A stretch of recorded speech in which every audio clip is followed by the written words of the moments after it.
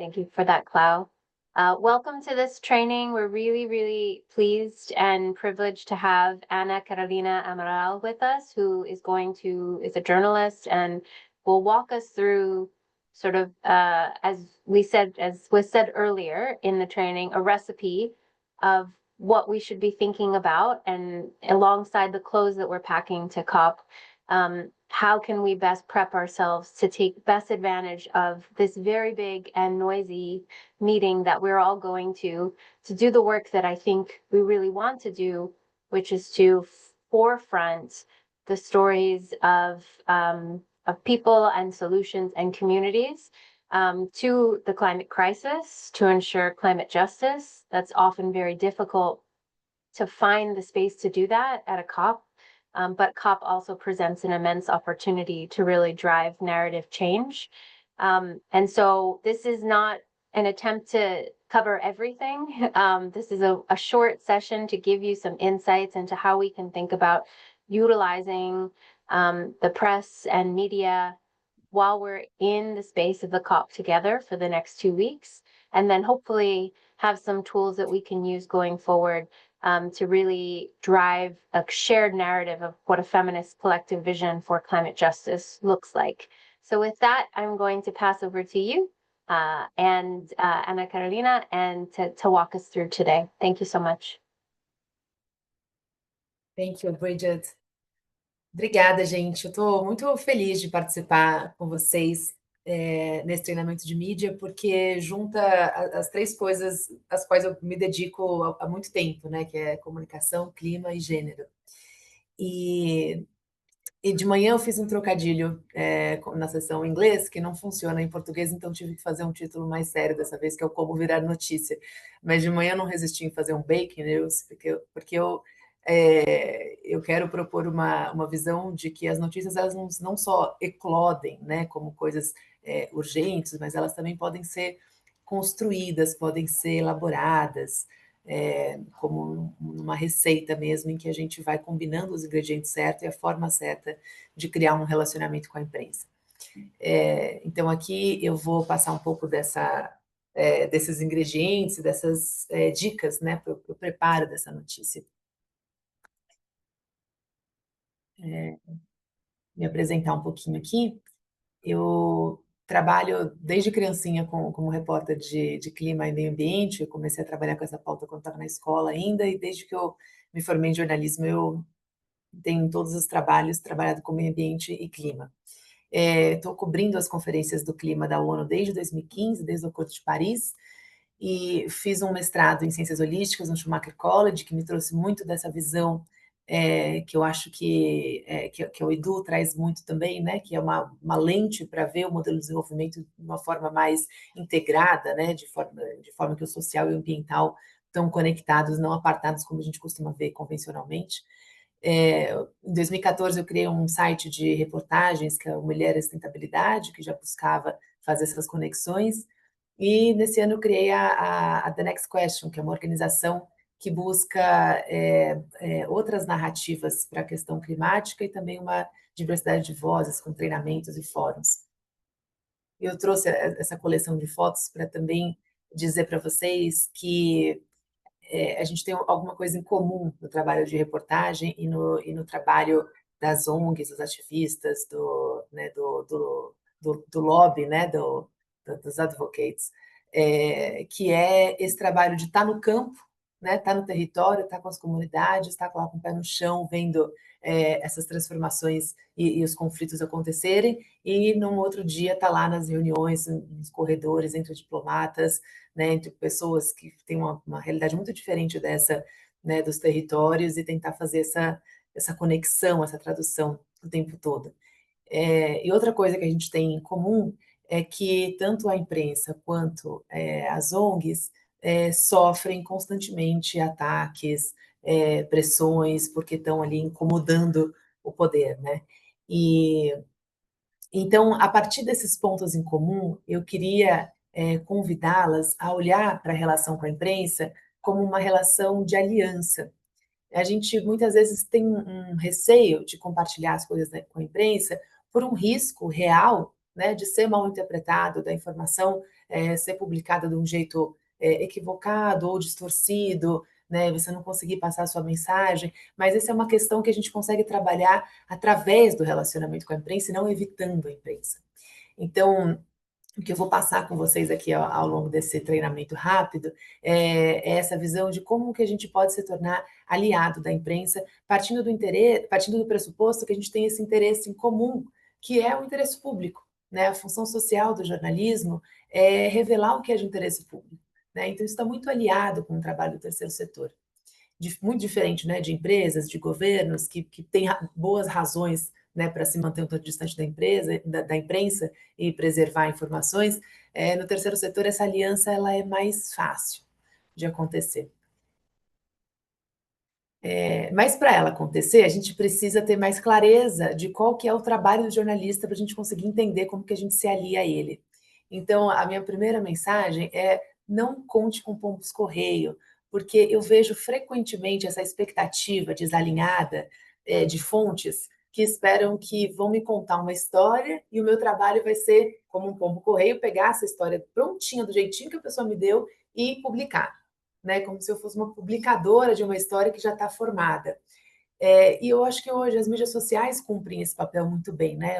Através das mídias sociais você consegue contar a sua história do seu jeito, com a sua visão.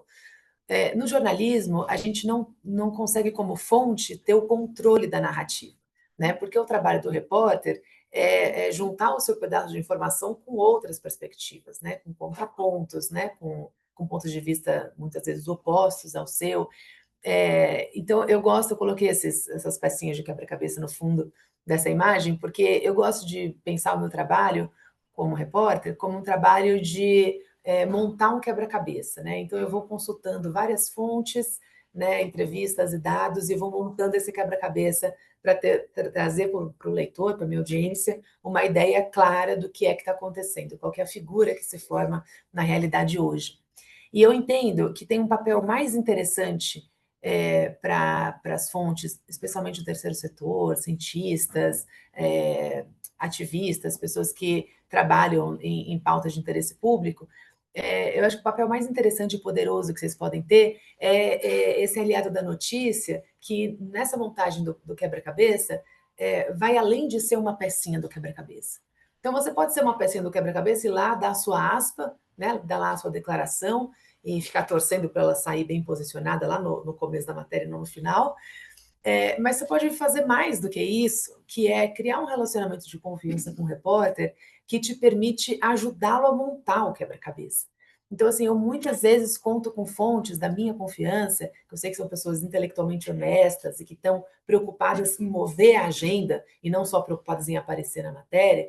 E são pessoas que muitas vezes me dão aulas, assim, né? A gente marca uma ligação mais longa, né? Não é aquela ligação rápida, só vou pegar uma declaração, mas é uma ligação para entender realmente o jogo. E aí essa pessoa, essa fonte de confiança, vai me falando: olha, presta atenção nessa relação aqui, ó, você viu como essas peças se encaixam ali, né? Então ela vai me dando dicas assim que vai me ajudando a ter uma visão mais clara, menos inocente, né, de qual que é o jogo da história que eu estou contando ali.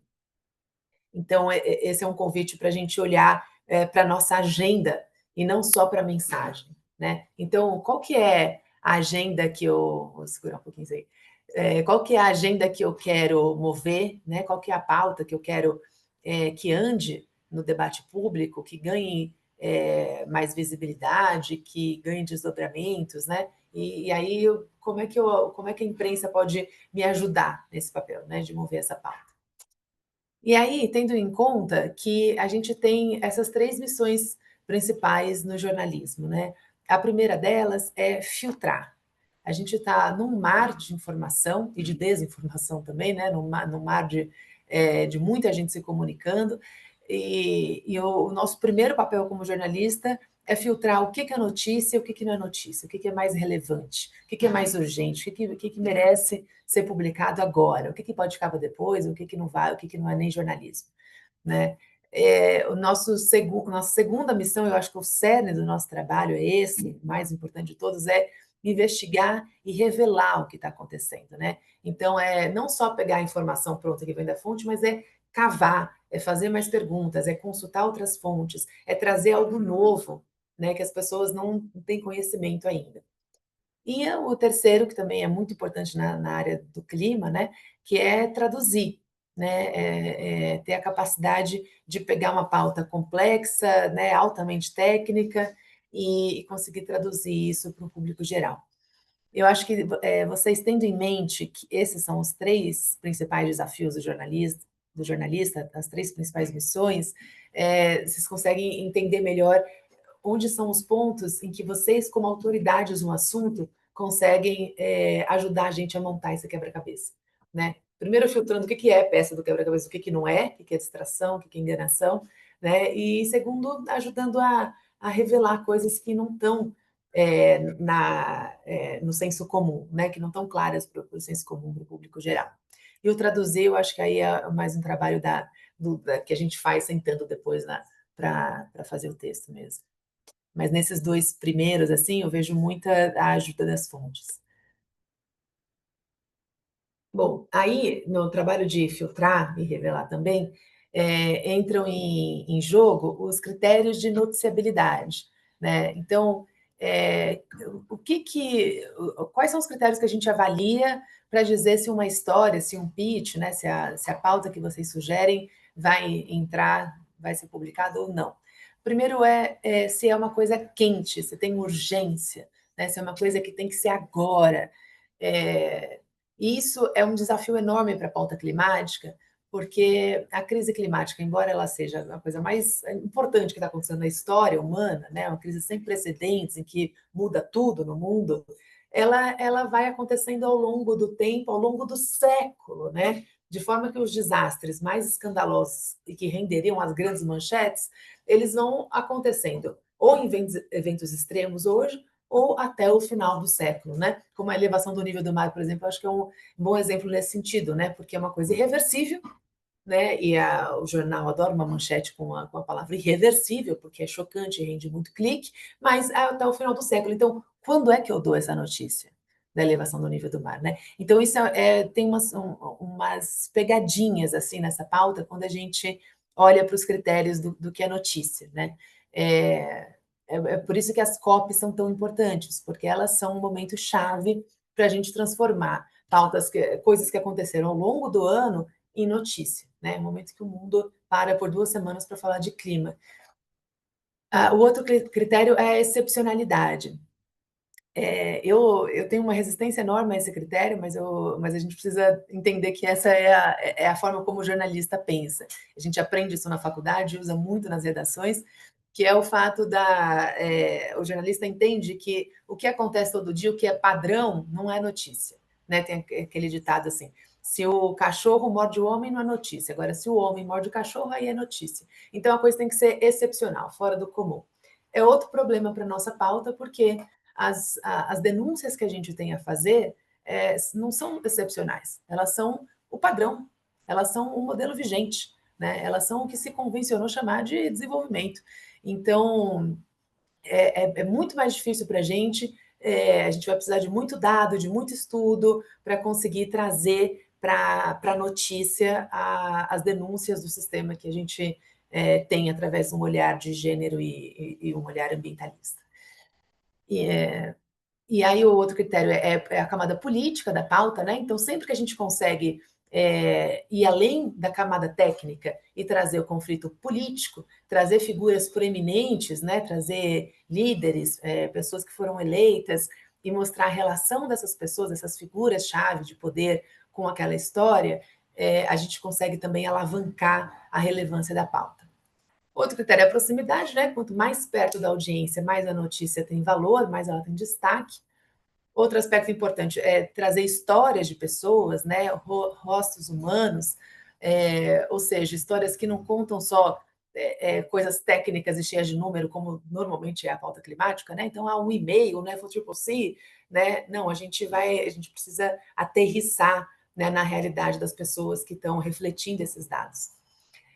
E a última é o impacto, né? Então, é a dimensão daquela história, né? Quantas pessoas estão vivendo aquela realidade, quantas pessoas são afetadas por aquela história. ter esses critérios em mente ajuda a gente numa fase anterior à da entrevista, que é a fase em que a gente está trocando uma ideia com o jornalista no corredor, sugerindo uma história, sabe? Falando, olha, você prestou atenção no que aconteceu ali na sala de negociação, tal? Você viu o que, que a Rússia falou? Sabe? A gente lembrar desses critérios para pensar o que o jornalista vai farejar e ver notícia, né? Onde que ele vai achar que tem uma coisa interessante ali? Esses são os critérios que ele vai usar para definir se a sua história vale a pena ser contada. Um pouquinho do contexto que a gente vive hoje nas redações, né, que estão em crise, né? A gente sabe que é um modelo de negócio em crise, e o repórter hoje sobrevive em redações sobrecarregadas de trabalho. E a gente tem cada vez menos orçamento, menos repórteres e as pautas elas continuam se multiplicando, porque antes a gente tinha um jornal diário, né? Eu fazia uma notícia no dia. Hoje meus colegas que estão em redações fazem 3, 4 notícias por dia. Então, são poucos jornalistas que vão conseguir se aprofundar na história. Muitas vezes eles vão trabalhar ali de uma forma muito superficial, muito corrida. Depois da pandemia, a gente passou a usar métodos típicos do home office, né? Então, as redações descobriram que elas funcionam muito bem à distância, que cada um pode ficar na sua casa mesmo, que você não precisa tanto assim encontrar a fonte pessoalmente. Muita coisa passou a ser resolvida pelo WhatsApp. O que tem uma implicação importante para a gente, que é estar tá muito disponível, né? Então, o jornalista vai mandar uma coisa, antes teria agendar uma reunião, hoje virou mandar um WhatsApp e você responder num áudio, né? E você dá a sua resposta num áudio e ele transformar ali numa declaração. Ter uma mensagem mais tarde, uma mensagem no final de semana. Então, esse método pós-pandemia, ele agilizou o trabalho do jornalista, mas ele também passou a exigir das fontes uma disponibilidade maior. Eu tenho comentado que eu venho percebendo essa diferença de gênero nas minhas entrevistas. Assim, infelizmente, eu ainda tenho muito mais entrevistados homens do que mulheres, embora eu faça reportagem de uma pauta climática que tem muito mais mulheres em campo, né, e muito mais mulheres atuantes. Mas eu vejo os homens muito disponíveis, assim, fora do horário comercial, no final de semana. Então, essa é uma questão delicada que implica em ter mais visibilidade também, né? A pessoa está disponível para responder no horário que for. Uma outra questão, uma outra situação que acaba sendo vantajosa para os homens é que eles se dispõem muito a falar sobre qualquer assunto, na verdade. Às vezes o cara nem entende direito do assunto e ele está lá disposto a falar, dar o pitaco dele. E a gente, geralmente, a gente mulher tende a ser um pouco mais cuidadosa e entrar quando a gente sabe que é o nosso assunto, o que é altamente respeitável, mas é algo que também eu acho que cabe uma ousadia de falar, peraí, eu sei mais do que o repórter que está perguntando sobre esse assunto. Então, talvez, mesmo que eu não seja especialista no assunto, eu possa até indicar um especialista, né, que fez um doutorado naquele assunto, mas eu posso também te explicar alguma coisa sobre ele. Então, tem umas delicadezas de gênero assim que vale a gente prestar atenção para estar mais disponível para a imprensa. Uma outra questão que mudou recentemente na conjuntura das nossas pautas na imprensa é um aumento da cobertura de clima, né? Então, eu vejo assim, de 2021 para cá, os espaços se expandiram muito, as editorias diferentes querem dar notícias de clima, então antes ficava muito restrita a uma editoria ambiental, hoje política, economia, cultura, todo mundo quer um pouco da pauta. O que é interessantíssimo, por outro lado, cria uma competição muito grande, porque também multiplicaram os porta-vozes dessa pauta, né? Hoje qualquer empresa tem alguém que fala de clima, qualquer organização, que às vezes nem é uma organização que tem trajetória em clima, às vezes é uma organização com outro tema, mas entendeu que precisa falar de clima, então começou a treinar porta-voz para falar de clima. Então, assim, a gente recebe muito mais pauta desse assunto, tem muito mais gente falando sobre isso, ou seja, aparecer na imprensa também ficou mais difícil, tem mais competição. E o contexto da polarização política também passou a moldar a narrativa climática, né? De forma que o assunto tem mais visibilidade, mas é uma visibilidade muito ligada a negacionistas, a ameaças de desmonte na política ambiental. Hoje, na sessão da manhã, Eu dei um exemplo que eu achei, foi um exemplo absurdo que veio na minha cabeça, fictício. Eu falei assim, por exemplo, né, vai um deputado maluco lá, propõe que vai proibir a aula de clima nas escolas, aí toda a imprensa vai lá falar dele. Então, assim, cria uma distração para a gente que quer falar de coisas estruturais, né, de pautas relevantes de fato. Esses problemas inventados acabam ganhando mais atenção. E eu dei esse exemplo das escolas como se fosse algo fictício. Uma hora depois saiu uma notícia exatamente sobre isso. Um político, um deputado bolsonarista brasileiro, propondo mudar a pauta de clima nas escolas públicas. Então, é exatamente esse contexto que a gente está vivendo, né? De ter mais espaço, mas esse espaço não necessariamente se reflete em espaço para a gente que quer falar de pautas estruturantes. E aí, como é que uma fonte sobrevive hoje nessa relação com a imprensa, né? A minha aposta é que esse espaço ele vem através desse relacionamento de confiança, né? Então, isso começa com vocês confiando na autoridade de vocês como porta-vozes do assunto. A gente tem muitas vezes a ideia de que a imprensa, o jornalista, é quem vai conduzir a conversa, né? E que a gente está meio na mão dele respondendo, né? E que a gente pode entrar numa fria se a gente não souber responder. E, na verdade, a maioria das vezes é o contrário, porque os repórteres raramente vão ter conhecimento sobre o assunto como vocês têm para poder te colocar contra a parede. Né? Isso acontece muito com político, né? Acontece muito com quem está no poder, mas quando a gente especialista no assunto, autoridade no assunto, uma liderança da sociedade civil, a relação é muito diferente. Né? E a partir do momento que você confia na sua autoridade sobre o tema, você consegue direcionar mais a conversa. Então, se o repórter faz uma pergunta que não é a pergunta que você quer responder, que você está confortável, você dá uma resposta curtinha, ou pode até falar, tipo, esse aqui não é meu assunto, e traz de volta para o seu assunto. E se permita ser você a pessoa que vai conduzir essa conversa. Esse terceiro ponto é o que eu estou batendo desde o começo, né? Ser um aliado da notícia e não alguém que busca aparecer. Eu acho que essa diferença também molda a relação com o repórter, molda a sua participação naquela matéria, porque uma coisa é você ter uma aspa, né? Eu dei lá o meu pitaco, falei aqui a minha declaração, e o restante da matéria não conversa em nada com a sua visão. Né? Esse benefício de aparecer com uma declaração numa matéria é muito limitado. O mais interessante de tudo é você ter uma relação boa com o repórter a ponto de conseguir garantir o viés da matéria. Qual que é o principal viés da matéria? O que é a principal história que está em jogo aqui? O que você tem que colocar na primeira linha da sua matéria, no seu título? A partir do momento que você tem essa relação de confiança em você mesmo primeiro e depois na sua relação com o repórter, você consegue construir a pauta, né? Então você vai garantindo não só que a sua declaração lá ficou boa, é bom que fique mesmo, mas mais do que isso, é bom que a história seja favorável para a sua agenda, né? E aí, para fazer isso, só tem que tomar um cuidado que é pautar a partir do lugar de fonte, sem tropeçar no lugar do repórter querendo dizer para ele o que ele tem que fazer. Né? Então, tudo tem que vir de um lugar muito de sugestão de quem quer ajudar, mas que confia plenamente no repórter e na liberdade que a repórter tem de decidir, né, qual que é a principal história dela, qual que é o rumo daquela matéria. Bom, aí quando a gente entende que a gente tem uma agenda, né, mais do que uma mensagem, a gente quer mover uma agenda, a gente se importa mais com a pauta do que com a aspa. Claro que a gente vai cuidar muito bem de falar, quando a gente estiver em on, né, de falar uma frase que tenha força. Eu vou falar disso mais tarde também nessa apresentação. Mas é interessante que a gente possa olhar para além da nossa aspa, né? A gente olhar para a pauta. E aí tem essa diferença básica do on e do off, que eu não sei se vocês estão familiarizados com isso, se vocês costumam falar mais em on.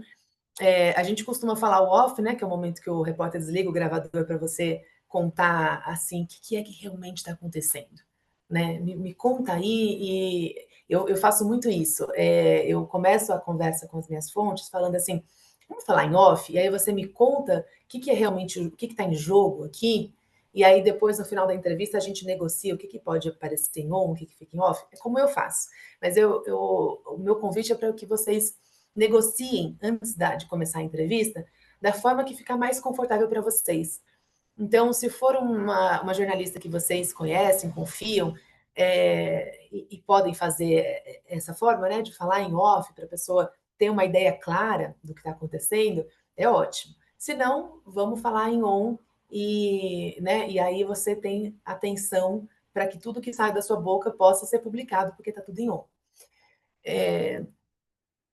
E aí, embaixo está essa informação de contexto, né, que é o background, que também é uma forma de ajudar o jornalista ainda mais sutil do que o off. Porque quando a gente negocia uma fala em off, geralmente isso quer dizer que eu não vou colocar o seu nome como a fonte daquela informação, mas eu vou colocar alguma coisa do tipo, observadores das negociações, né, afirmam que, né, ou então ativistas afirmam que, ou segundo especialistas, né, colocar um termo que situa o leitor mais ou menos de onde vem aquela informação, de que setor da sociedade vem aquela informação. Aí, quando a gente negocia uma informação de contexto, isso acontece muito na COP, a gente não atribui a ninguém, a gente só usa essa informação para formar o nosso quebra-cabeça, mas a gente não vai falar segundo fontes, não vamos falar nada disso.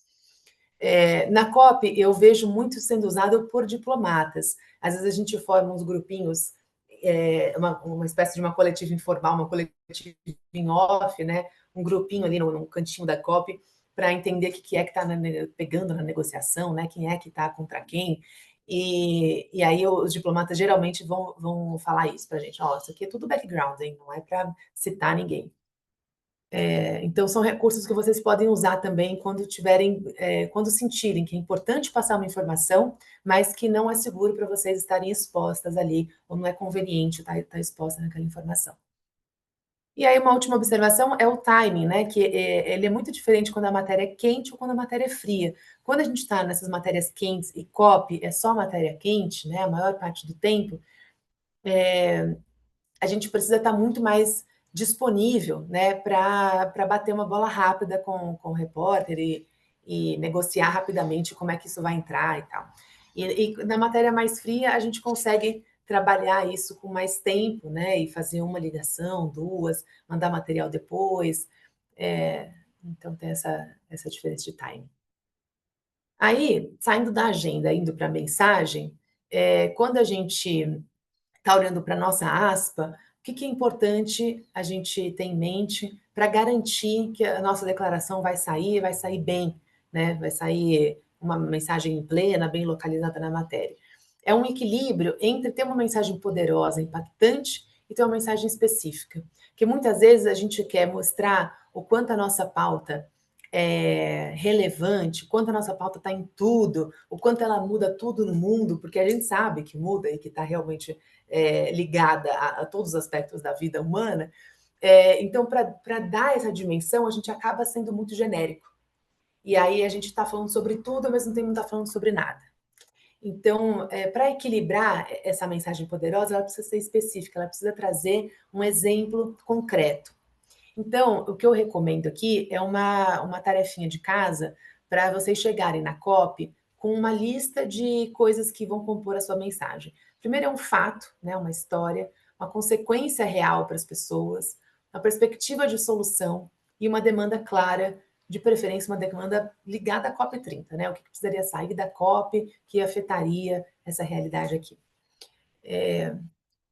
Eu peguei um exemplo aqui, uma tradução de um artigo do próprio site do Edu, que fala assim: as consequências da crescente crise climática não são neutras para o gênero. Isso deve ser levado em conta para criar soluções efetivas. É uma frase que dá conta, né, de expressar a questão, mas ela não tem concretude para um leitor que está de fora entender qual que é a realidade que está em jogo ali. Então, uma tradução que fica um pouco mais concreta poderia ser essa aqui, ó. Mulheres perdem meios de vida, segurança e direitos primeiro. Políticas climáticas que ignorem isso não funcionam.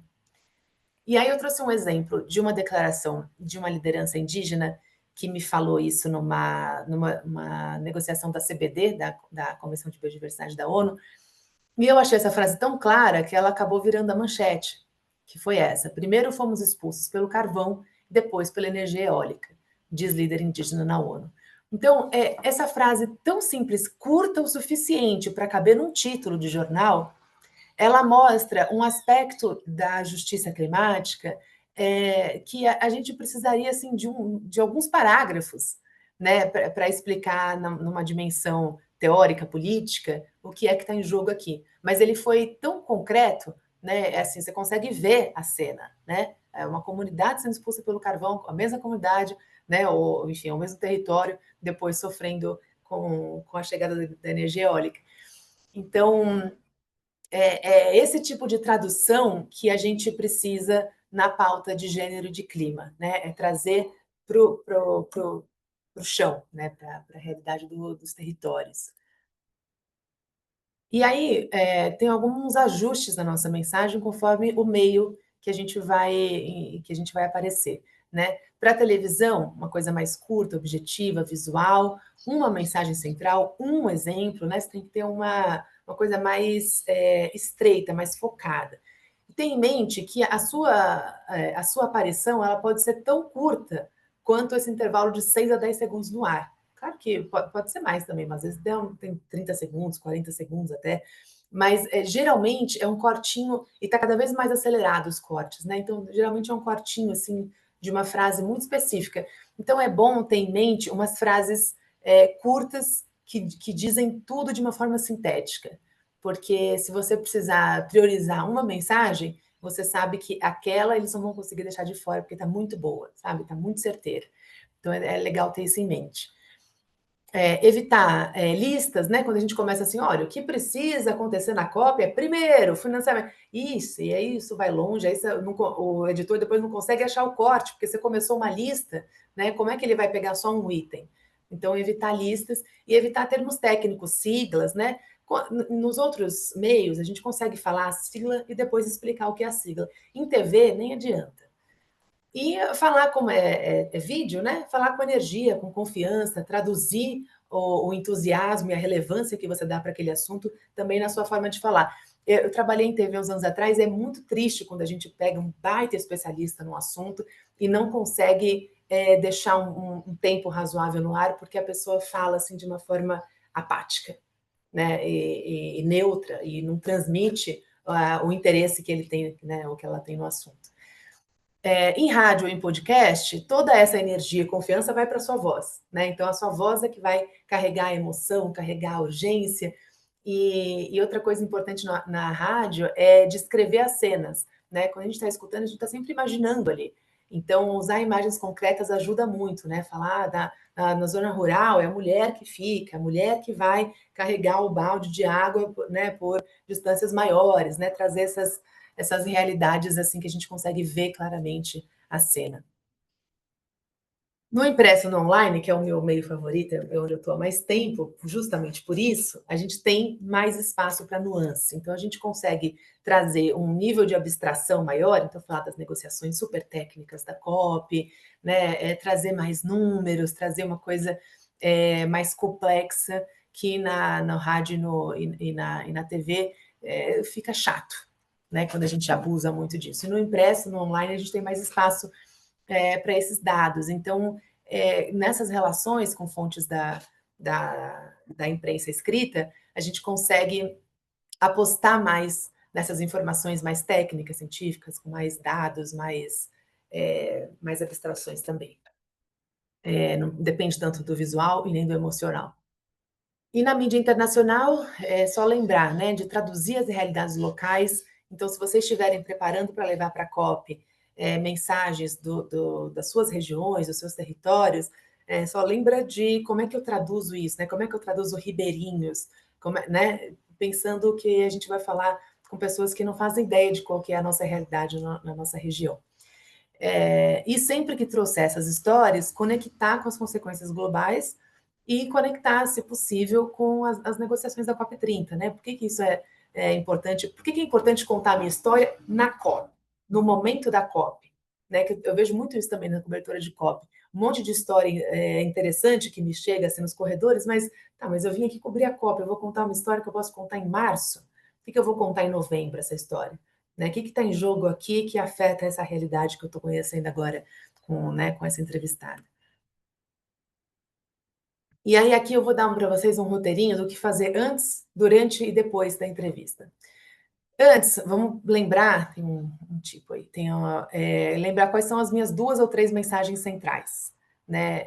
Escolher, definir 2 ou 3 mensagens e se ater a elas, porque aí sempre que alguém esbarrar em você com alguma outra questão que pode ser muito aleatória, né? Às vezes você está acompanhando lá um debate de financiamento, nem é a pauta que você quer falar, você quer falar de adaptação, mas a pessoa começa a te perguntar, você fala ali alguma coisa, o que você souber, ou vai indicar alguém que sabe mais, e traz sempre que possível as suas, sabe, quais são as teclas que você quer bater, quais são as suas mensagens. Trazer dados-chave, isso é muito importante, a gente poder ter alguns números em mente que vão comprovar a relevância da sua pauta, é, sempre que vier alguma pergunta que você sente que está desafiando, ou que está, sabe, talvez reduzindo, achando, "Ah, você não está exagerando, mas é tudo isso, é bom ter um número, sabe? Não, mas são 13 milhões de pessoas todos os anos, né? Isso traz mais autoridade para a história. E aí, bom também ter na sua bagagem para a COP uma história concreta unindo mulheres e clima, né? Existe também, para quem está de fora da pauta, parece muito abstrata a relação, né? Parece muito filosófica a relação. E a gente tem tantas histórias e às vezes a gente fica, né, nesse lugar mais genérico, holístico, né, querendo abarcar tudo, né, e é bom ter um exemplo que deixe isso muito claro. Uma perspectiva de solução, que isso também é muito interessante, né, para a gente não ficar só falando que esse sistema falhou, mas mostrar que existem outras formas de viver, né, existem outros modelos. E, e uma demanda para a COP30, né? Fazer sempre essa ligação com a negociação, lembrar que tem algo em jogo aqui que tem tudo a ver com a sua história. Aí, durante a entrevista, frases curtas, afirmações claras, pensando, né, que as pessoas não estão sabendo do que você fala, do que você faz. Às vezes a gente também, isso também é uma coisa que eu acho que tem muito a ver com gênero, a gente é muito humilde. Às vezes a gente acha que tá todo mundo que o que a gente fez não é nada demais. É só um doutorado, imagina, não é nada. Não, assim, sabe, tem muita coisa interessante para a gente compartilhar que as pessoas não fazem ideia. E às vezes a gente chega com essa sensação humilde, né, modesta demais, de que não, eu estou falando óbvio aqui, isso aqui todo mundo sabe. Não suponha que todo mundo sabe. Repórter mesmo é muito perdido. Muitos repórteres que vão para a COP não são repórteres de clima, são repórteres que estão cobrindo outros assuntos ao longo do ano, estão se inteirando de tudo lá. Então, não tenha medo de ser básica na lição, assim, né? Quando você estiver explicando o que está em jogo ali. E só que ao mesmo tempo você tem que fazer isso com raciocínios curtos, porque o repórter se distrai muito facilmente também. A sua história, o seu pitch, né, para aquela pauta, está competindo com muitas outras histórias. Então, quanto mais direta e assertiva você puder ser, mais você prende a atenção da repórter. E quando for fazer um raciocínio para explicar uma coisa, tenta manter esse raciocínio, essa volta. Vou dar uma volta para explicar a tua coisa, sabe? Manter isso curto, ou poder avisar para ele: olha, eu vou só explicar um negócio aqui e eu já volto para esse ponto. E, né? Então, uma coisa simples, fácil de entender, humana, e evitar siglas, né? Ou quando for falar a sigla, sempre explicar o que é, que a gente vive mergulhado em sigla na COP, e a maioria dos repórteres não faz ideia do que a gente está falando. Quando a conversa estiver difícil, vamos voltar para o ponto que é o nosso ponto de confiança, né? Onde é que eu sou autoridade, né? Qual que é o tema que eu domino? Qual que é a realidade que eu conheço? E aí, se você não sabe uma pergunta, não precisa se enrolar tentando falar um negócio que não é o seu negócio, né? Fala o que você souber.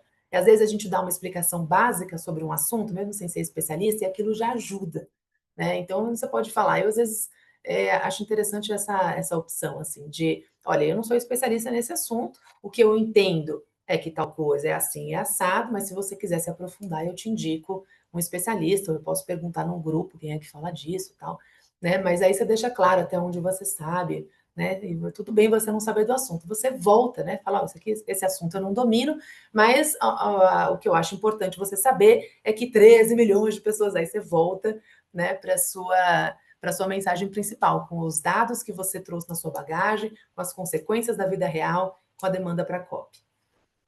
Essa é a liçãozinha de casa que, sabe, a cola para a gente levar para os corredores da COP. Em contextos de desinformação, de ataques, de perguntas hostis, e no fato, de forma bem racional, sem emoção, não alimentar trolls, assim, né? Então, se entrar numa provocação, se te convidarem para uma coisa mais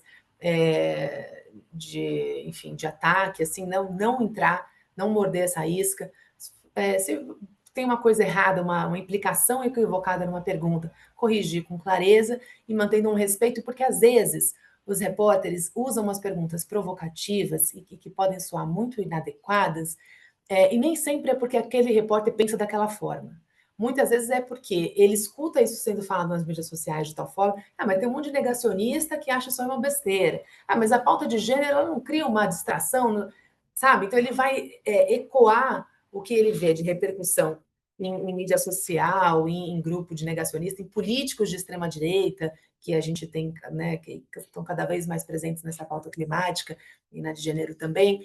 Então, às vezes é para trazer esse contraponto. Então, essa provocação, ela, embora seja muito desconfortável, ela pode ser só uma forma de tentar refletir um contraponto que ele está trazendo de um outro lugar. E aí é não morder a isca da provocação e ficar aqui nos dados e nos fatos, né? E na realidade. Né? Dados e fatos, números, as consequências da vida real e o que está em jogo aqui na COP sobre esse assunto. Quando for o caso de ampliar uma mensagem, vamos usar os aliados para, né, os repórteres aliados para ampliar essa mensagem, né? E não o repórter lá que está fazendo essa, né, querendo colocar todo mundo na história, colocar negacionista junto, não, vamos usar os repórteres que a gente conhece. Por isso que é importante construir essa relação com repórteres também da nossa confiança. E aí tem uma fase depois da entrevista que pouca gente presta atenção, mas que é super importante para construir esse relacionamento com o repórter, que é se colocar à disposição para o que vem depois da entrevista, porque acabou a entrevista ali para você, mas a repórter continua tendo um trabalho de apuração, de pesquisa, né? Depois ela vai sentar para escrever aquele material. Às vezes você falou uma coisa, depois ela foi ouvir outra pessoa, a pessoa falou o oposto, né? E aí ela vai ficar confusa na hora de escrever o texto. Então, é muito importante a gente estar disponível depois da entrevista também. Né? E você pode se colocar à disposição para enviar documentos e dados, para compartilhar contatos de outras pessoas, assim, sabe? Olha, seria interessante você falar com tal pessoa, se você quiser saber mais desse assunto, também fulano tem uma outra visão, né? E também se colocar à disposição para esclarecer outras dúvidas que a repórter pode ter quando ela estiver escrevendo. Né? E isso acontece muito comigo, assim, às vezes eu agradeço muito quando a fonte fala assim, olha, qualquer coisa pode me escrever, porque às vezes eu estou lá escrevendo o texto e realmente, pô, isso aqui na hora estava claro, mas agora eu achei estranho. E aí você ter uma pessoa que você pode mandar uma mensagem e ela checar uma coisa junto, vale muito para a matéria. Né? Oferecer uma revisão de dados, né, para garantir a precisão, ou falar assim, olha, é em torno de 13 milhões, mas eu te envio o número certinho depois. Né? Isso ajuda muito. Não é todo lugar que pega bem a gente falar, a gente pedir para o jornalista mandar o texto para revisar. No Brasil mesmo, isso é inaceitável no Brasil, né? É visto como uma tentativa de controlar o que vai ser publicado. Mas tem países que estão acostumados com essa cultura do jornalista mandar o texto depois. Então, vale fazer um convite muito delicado, não para mandar o texto exatamente, mas para, assim, olha, estou à disposição se você quiser ajuda para checar a correção dos dados, das informações, né? E uma última coisa que eu acho muito legal quando acontece é mandar atualizações depois. Então, às vezes a pauta saiu lá durante a COP, e aí 3 meses depois tem uma mudança, né? O conflito acirrou, ou enfim, houve uma solução, alguma coisa mudou. É legal você poder ter essa relação para enviar uma atualização, enviar um desdobramento. E aí, da COP, tem umas mudanças na forma como jornalistas trabalham. A primeira mudança é que os repórteres que ao longo do ano vão se matando para tentar dar uma informação exclusiva, durante a COP eles colaboram muito mais. Então, durante a COP acontecem muitos briefings, muitas coletivas informais, né, que é aqueles grupinhos que se reúnem no corredor, num café, né, e verdadeiras aulas. Eu coloquei aula porque, assim, nas primeiras COPs que eu fui, eu precisei muito contar com especialistas que me explicassem, assim, tintim por tintim, sabe, detalhe a detalhe, o que era cada negociação, e viraram grandes fontes da minha extrema confiança, com quem eu conto e com quem eles contam comigo também. Então, ter essa disponibilidade, principalmente nos primeiros dias de COP, para dar essa atenção para a imprensa, para brifar a imprensa, é muito importante e vocês podem fazer isso de forma coletiva. Não precisa ser só aquela relação individual com o repórter, como costuma ser ao longo do ano, mas pode ser uma coisa mais, né, formar um grupinho, né? E, e muitas vezes, né, perguntarem isso de manhã, eu achei interessante, né, como fazer essa relação com jornalistas, porque muitas vezes começa uma organização que eu nem sabia que acompanhava a negociação, se coloca à disposição dos jornalistas para explicar um item da negociação que eles estão acompanhando, que é muito importante para eles.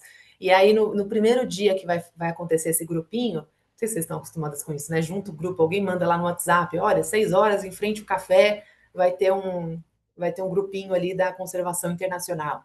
E aí, no primeiro dia tem 5 pessoas, no segundo dia tem, sabe, na próxima vez que eles fazem o briefing, tem 15 pessoas ali. Então, essa notícia vai espalhando, porque os repórteres entendem que a COP tem tantos eventos simultâneos e tem tanta confusão, tanta desinformação, que a gente precisa se ajudar. Né? Então, tem muito mais esse espírito de colaboração do que eu não vou contar para ele, eu quero uma exclusiva. Né? Então, vocês podem apostar mais nessa coletividade. A COP também exige mais agilidade. Né? Quando eu cobria pela Folha de São Paulo, né, que é o principal, um dos maiores jornais do Brasil, a gente era, assim, teve cópia, essas últimas cópias, eu estava mandando 3 a 5 textos por dia. Então, a agilidade da cobertura é ainda maior do que a loucura que a gente vive ao longo do ano. Então, o que eu falei mais cedo, né, de estar disponível, faz muita diferença nessa hora aqui da COP, principalmente em alguns momentos chave das negociações, quando, por exemplo, sai um rascunho novo, né? Eu tenho 30, 40 minutos para colocar alguma coisa no ar no máximo. Então, as fontes que têm agilidade em conferir lá o site da ONU, saiu o rascunho, eu já dou uma lida e já mando alguma coisa para a imprensa, são as fontes que vão aparecer nas matérias, né? Muitas vezes eu estou lá escrevendo o negócio o mais rápido possível, né? Final de COP também, né? Pô, saiu a decisão da COP. E aí no online a gente manda uma primeira versão curtinha e depois a gente vai completando o texto. Então, a organização que já deixou pronta as reações ali é a organização que vai, assim que saiu a decisão da COP, vai mandar disparar para os jornalistas a análise, né, dos seus especialistas, dos seus observadores, e ali vai emplacar. Eu vou pegar aquela que veio primeiro e vou colocar no texto, porque eu preciso ter um texto rápido no ar. Então, até no final da cópia é interessante deixar alguns cenários prontos, né? Porque o que pode acontecer no final da cópia? O texto mais importante pode sair com a linguagem forte, né? Ou pode sair com uma linguagem decepcionante, ou pode ser um fracasso total e não ter negociação. Então são 3 cenários. Quais são as minhas 3 possíveis declarações, né? E deixar isso meio pronto, sabe? Meio descongelando ali. E aí a hora que sai a decisão você só pega o cenário que aconteceu, pega lá a sua declaração que estava pronta e já dispara. Entre a primeira e a segunda semana de COP, tem uma diferença importante na relação com a imprensa, né? Porque a gente fica lá 15 dias esperando sair uma notícia que é a do final da COP.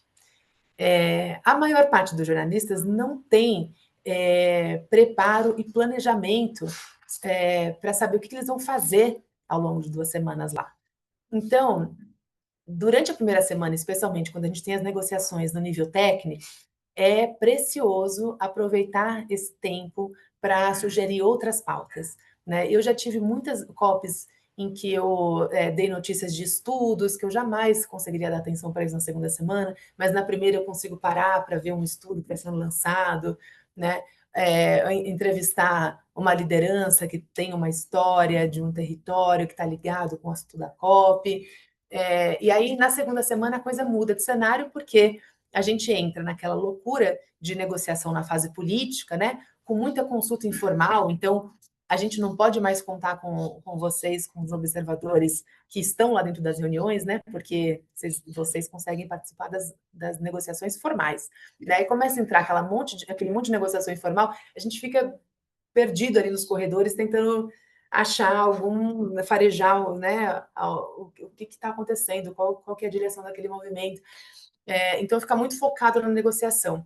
Então, a minha sugestão é que vocês aproveitem a primeira semana para contar suas histórias, né, para abordar os jornalistas, para ir com mais calma no aprofundamento dos assuntos.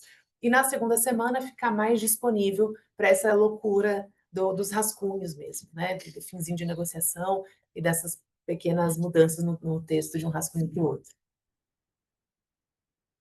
E meu último lembrete para vocês é que a COP acontece mesmo nos corredores. E eu gosto de fazer esse lembrete com essa foto do Kerry, porque foi na COP 22, em Marrakech, e tem essa mosca ali atrás dele, que sou eu ali tentando alcançá-lo para pegar uma entrevista. E essa foto, para mim, ela simboliza o quanto a COP cria esse esmagamento da realidade, sabe? Que a gente consegue acessar figuras que são inacessíveis o resto do ano, né? E fazer uma pergunta ali cara a cara com ela, de uma forma bem, bem informal, né? Bem solta. Então, os corredores da COP, para mim, têm rendido as melhores histórias que eu contei, e é onde eu sugiro que vocês vivam a COP, né? Que vocês possam estar disponível nos corredores, trombando as pessoas, reconhecendo as pessoas, né? Os jornalistas vão estar lá com um crachazinho laranja, né? Com a faixa laranja. Então, é um espaço de ter essa mistura, né? De não ficar só entre os nossos. Inclusive, eu vejo muito isso entre os meus colegas de organizações do terceiro setor, né? De ficar muito juntinho ali no grupo e se dar pouco tempo para conhecer pessoas de outros setores, né? Da mídia. E aí, o último exemplo que eu queria contar para vocês é também da COP22 de Marrakech, que é essa notícia que eu colei aqui na esquerda, né? O Brasil é pressionado a remover incentivo à energia carvão. Eu estava começando a trabalhar para a Folha de São Paulo, era a minha segunda COP, eu estava super perdida. Na primeira semana de COP, não tinha nada acontecendo, quem foi na COP 22 lembra disso. Depois teve a eleição do Trump, que foi o grande acontecimento daquela COP. Mas um pouquinho antes da eleição do Trump, ali no segundo dia, eu estava ali zanzando pelos corredores e esbarrei num ambientalista brasileiro e falei para ele: o que você está fazendo aqui, hein? E aí ele me contou que ele estava escrevendo um artigo para o ICO, né? Para o ECO, o jornal das ONGs na COP, um artigo criticando o incentivo a carvão, o subsídio a carvão, que era um jabuti que eles tinham colocado no projeto de lei, né? Um projeto de lei que não tinha nada a ver com o assunto, e aí enfiaram lá um subsídio a carvão. E aí eu falei, interessante, não tenho nada para escrever hoje sobre negociação, porque não tem nada acontecendo, tudo muito técnico, muito, muito minúsculo o movimento ainda, eu vou falar sobre isso. E aí eu produzi essa matéria para a Folha de São Paulo e ela gerou um barulho surpreendente em Brasília, porque o governo federal prestou atenção na matéria, criou um constrangimento, porque o Brasil estava sendo criticado na ONU, e embora fosse no Jornal das ONGs, mas olha a distorção que o fato de ser dentro da COP cria para quem está de fora, né? Quando a gente fala que a pressão aconteceu numa conferência da ONU, aqui no Brasil a impressão é que o constrangimento ele toma a COP inteira. Quando a gente vai para a COP, a gente sabe que não tem uma notícia que domina a COP inteira, né? Tem muitas bolhas dentro da COP. Mas, enfim, a gente acabou se beneficiando disso porque o Temer, que era o presidente na época do Brasil, né? O Michel Temer, se comprometeu a vetar o projeto de lei, a vetar esse trecho do projeto de lei, e vetou, inclusive, justificando que o projeto ia na direção contrária dos acordos climáticos, né, dos compromissos climáticos do Brasil. Então, esse foi um exemplo de uma história de corredor que gerou uma matéria, e mais que uma matéria, gerou um desdobramento, né, na política nacional. Então, a gente não precisa ficar só também conectado com a negociação, principalmente na primeira semana, a gente tem muito espaço para mobilizar as nossas pautas, né, as pautas com que a gente trabalha ao longo do ano, né, no nível nacional, regional, né, no nível do território. É isso, gente, eu estou à disposição para as perguntas, esses são os meus contatos, eu vou estar lá na COP nas 2 semanas, trabalhando como colunista do UOL e também pela The Next Question, e estou à disposição de vocês.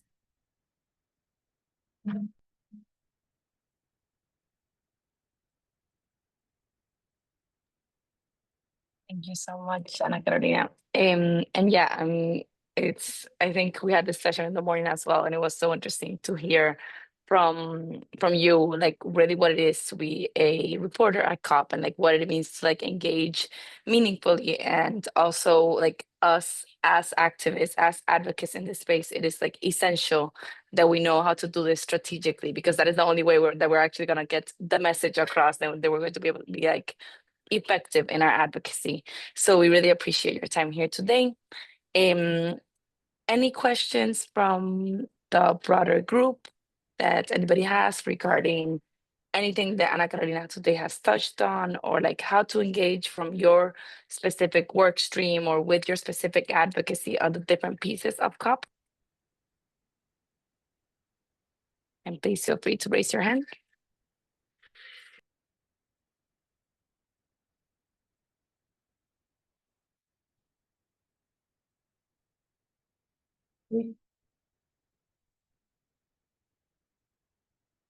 Vamos, gente, o que vocês estão tímidas?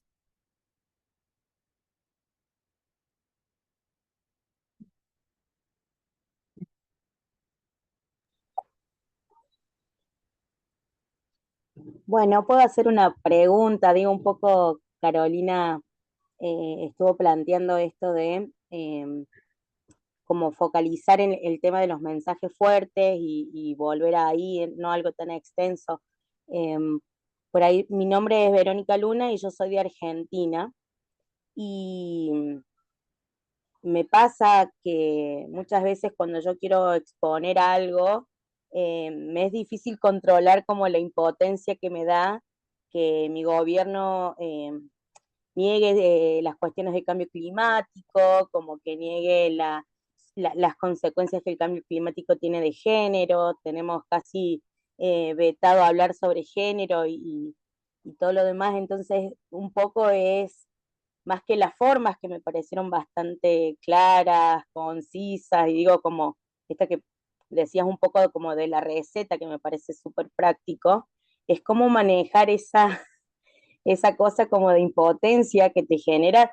Yo lo digo desde mi país, ¿no? Después uno puede hablar de una manera más regional o global o un poco más idealista de alguna manera, pero digo cómo manejar en el relato mismo esa impotencia, ¿no? Que genera esta situación particular que se vive en mi país, ¿no?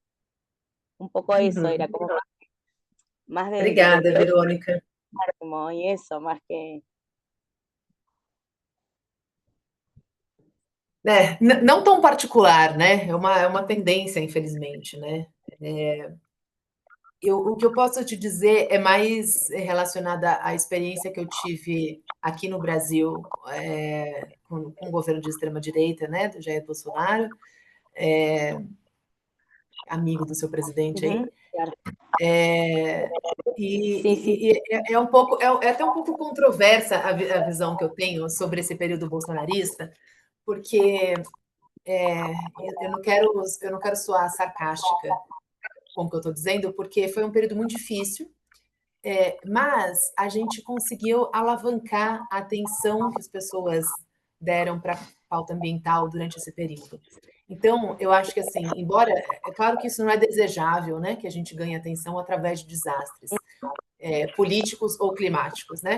Mas o fato é, a pauta ambiental e climática ganhou muita atenção nos últimos 5 anos, tanto por conta do aumento dos desastres, né, dos eventos extremos, quanto também pela audiência gerada por provocações de Trump, de Bolsonaro, né, desses líderes da extrema-direita que desafiam a pauta. Eu vejo, de uma forma muito positiva, a resistência, a resiliência que o Acordo de Paris mostrou ao longo dessa década, diante da saída do 2 vezes, né? E a gente vendo outros líderes no mundo respondendo a isso, desdobrando, né, confirmando o compromisso de continuar no acordo.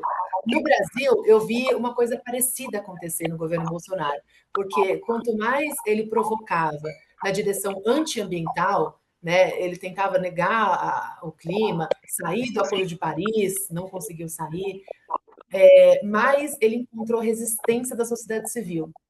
E aí as pessoas, a sociedade civil brasileira conseguiu chamar a atenção da imprensa e da opinião pública para o quão absurdo era aquilo. Então, assim, só para citar um exemplo, no primeiro ano do governo Bolsonaro, o desmatamento na Amazônia explodiu e virou notícia em julho. Normalmente, a gente só dá essa notícia no Brasil no final do ano, quando sai o relatório anual de desmatamento. E em julho, o número já estava tão alto que virou notícia ali. De lá para cá, a imprensa passou a dar notícia todo mês sobre o desmatamento. Então, assim, o governo passou, né? O governo Bolsonaro hoje está inelegível e todo mês a imprensa brasileira mostra para as pessoas como é que estão as taxas de desmatamento. Esse é um ganho que eu acredito que vai ficar, né, para a sociedade como um todo, porque a gente hoje encontra e valoriza os números do desmatamento, acompanha isso, não tanto quando a gente acompanha os números da Bolsa de Valores, né, que sai diariamente, mas todo mês está lá. Então, eu acho que esses governos que vão na direção contrária das nossas pautas, eles também criam um espaço na discussão pública que a gente pode aproveitar. Né? Eles estão abrindo espaço na direção contrária, nossa, mas esse espaço, através da imprensa, que tem como obrigação trazer um contraponto, trazer a diversidade de visões, né, de voz na sociedade, esse espaço também pode ser usado por nós. Então, tem é muito difícil, é muito doloroso e desgastante viver nesse contexto político, mas ele também tem seu espaço de força e de oportunidade.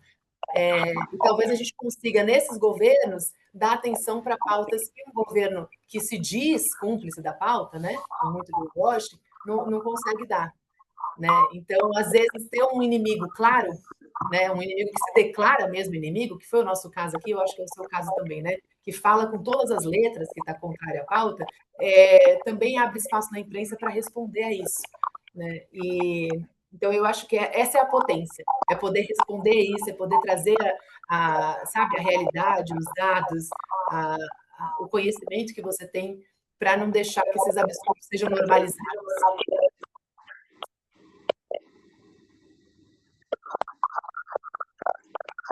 No sé si respondí. Perfecto.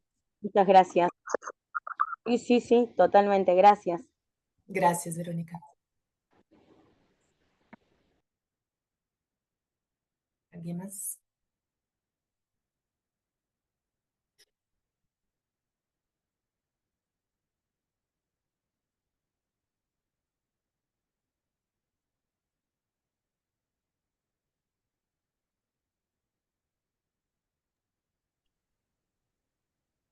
Y si no hay ningún... Ah, Sara, perdón, vi ahí que te... Gracias. Bueno, a mí me parece bastante importante la información que compartió Ana.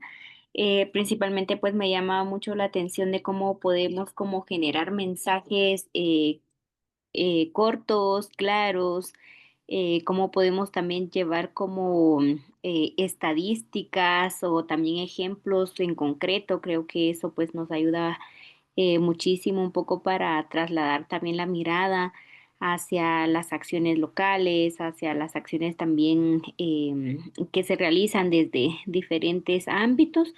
Y también me parece que es bastante importante el que podamos como a lo mejor y siempre como llevar un mensaje unificado, digamos, todas las mujeres, las feministas, pueblos indígenas y eso, con el fin de no dispersar también como la atención, ¿verdad? Según lo que comentaba Ana, que en algún momento pues puede existir eso y cómo estar también atentas hacia la información que damos. Entonces, pues bastante agradecida por este espacio. Gracias, Sara. Foi uma pergunta sobre dispersar a atenção ou só um comentário? Não fiquei em dúvida. Y pues puede ser una pregunta, digamos, un poco también cómo manejamos esto ante los periodistas cuando tenemos como también mucha información fragmentada, es decir, que podemos como responder porque de alguna forma pues podrían haber también ataques, digamos, o también como ese aprovechamiento de los periodistas que no están a nuestro favor en hacer como en utilizar pues esta dispersión de la información que estamos dando. Uhum, é verdade.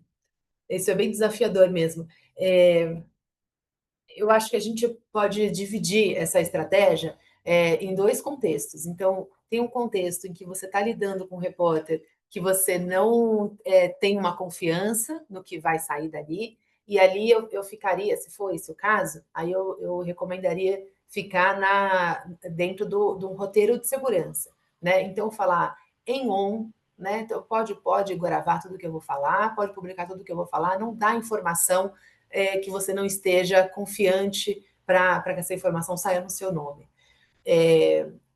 Falar dentro desse roteiro, né, e dar um fato, uma mensagem, dois números, dois dados científicos, uma consequência real para a população, uma demanda para a COP. Né? E aí você se atém àquela mensagem e não fica tão à vontade para contar qual a sua percepção, né? Falar de uma forma mais livre, mais aberta. Fica ali dentro do seu roteiro e, né? Agora, se é uma repórter, um repórter com quem você já tem uma troca, né, ao longo do ano, por isso que é interessante investir nessas relações, porque elas vão crescendo em confiança ao longo do tempo, né? Então, talvez num primeiro momento você vai ter uma relação mais distanciada e aí, depois, conhecendo melhor também o trabalho da pessoa, você vai terminar, você vê que você deu uma entrevista, a entrevista saiu com a informação correta, né?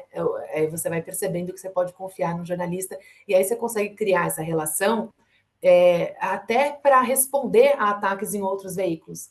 Então, vamos supor que tem um veículo lá mais conservador, falando na direção contrária da pauta, você pode mandar um link para o seu repórter de confiança e falar assim, você quer responder a essa besteira que estão publicando aqui? Eu tenho um dado para te passar, eu tenho uma história para te passar. E aí você vai alimentando o repórter que é seu aliado, né? Alimentando quem você sabe que tem uma sintonia com a pauta.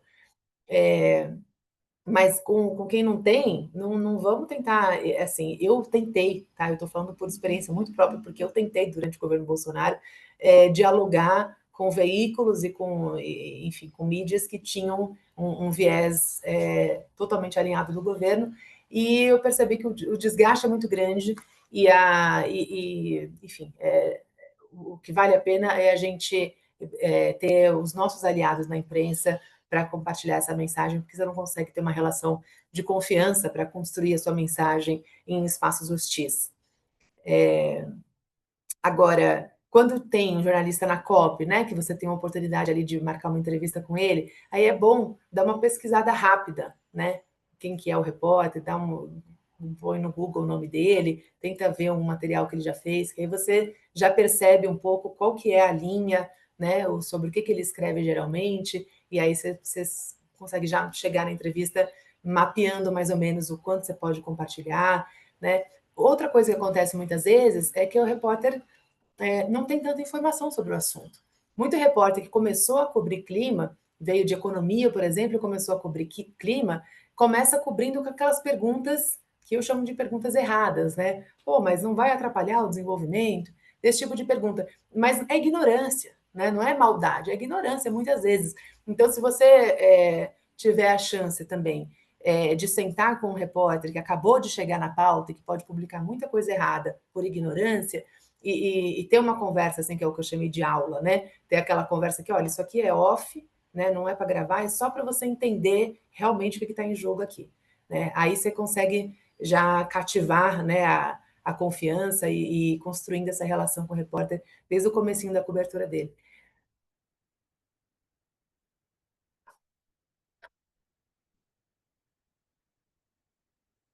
É isso. Tô Creo vendo que tem uma que pessoa que escreveu. Chandel, I think, had a hand up. Chandel, if you want to come in.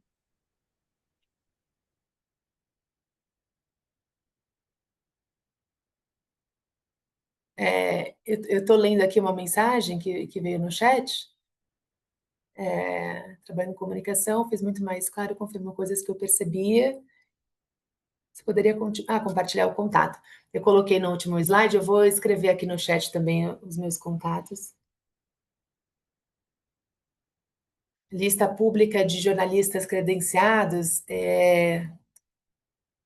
eu não tenho, mas o que eu recomendei na outra sessão é a gente se aproveitar das boas relações que a gente tem com organizações maiores. Tem organizações que têm uma relação com a imprensa já bem consolidada e elas formam grupos de WhatsApp e vão mandando atualizações, né, ao longo das negociações, assim. Então, se vocês não tiverem esses contatos com jornalistas de COP, você pode, né, se juntar a esse grupo, ou então ir formando essa relação ali também, né, em coletivas de imprensa, nos espaços por onde a imprensa circula, que fica ali entre a sala de imprensa, a plenária e o espaço das coletivas, né, onde você vai ver mais crachazinhos laranjas, assim. Então, também dá para ir cultivando ali essa lista. Vou colocar meus contatos aqui. Se alguém tiver mais alguma pergunta, eu estou por aqui.